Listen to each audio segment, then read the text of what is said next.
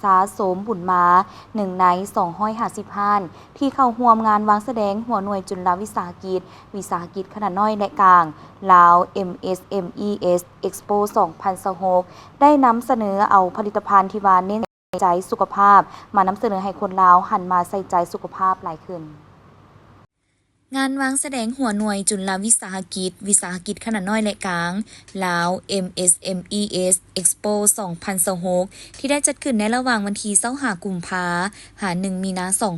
2026โดยเป็นการต้องโฮมเอาหัวหน่วยจุลวิสาหกิจในทั่วประเทศมานำเสนอและโฆษณาผ่านงานวางแสดงใหญ่ระดับชาติเพื่อออกสู่สายตาสังคมและสื่อมวลชนในวงกว้างในนั้นสะสมบุญมาในนามบริษัทโสมดีมีทรัพย์ข่าวออกข่าวผู้เดียวหนึ่งในสมาชิกสมาคมส่งเสริมผลิตภัณฑ์ลาวก็ได้นำเอาผลิตภัณฑ์มาวางแสดงให้บรรดาทานที่รักษาสุขภาพโดยเฉพาะการแก้ไขปัญหาไขมันหุ่มตับปัญหาตับอ่อนเพลียอื่นๆเพื่อเป็นทางเลือกให้กับสังคมได้ทดลองสบายดีข้าพเจ้ามีชื่อว่าบุญมณะองคมี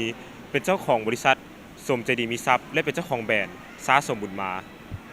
ซึ่งว่าพวกเขาเป็นบริษัทที่ได้เข้าร่วมกับสมาชิกส่งเสริมผลิตภัณฑ์ลาว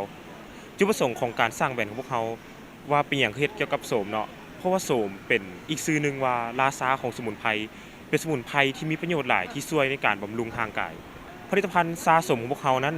ช่วยในเรื่องระบบประสาทช่วยในเรื่องสมองระบบเผาผลาญและนอกจากนี้ยังมีสารต้านอนุมูลอิสระที่จะให้ร่างกายเขานั้นแข็งแรงสินค้าของบริษัทพวกเขานั้นแม่นมีอยู่2แบบหลักๆก็คือแบบสีเขียวและแบบสีแดง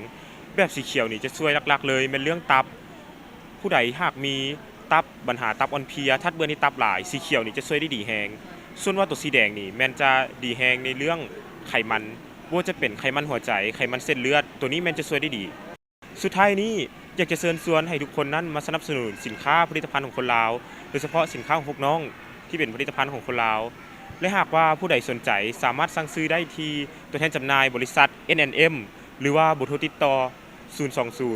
2025 1115และนอกจากนี้ยังสามารถซื้อได้ที่เจ๊มากห้านขายยาห้านบ่ว่าจะเป็นห้านขายยาโชคดีห้านขายยาอิ่มผิวห้านขายยาสะอาดและยังมีอยู่ตามก๊อก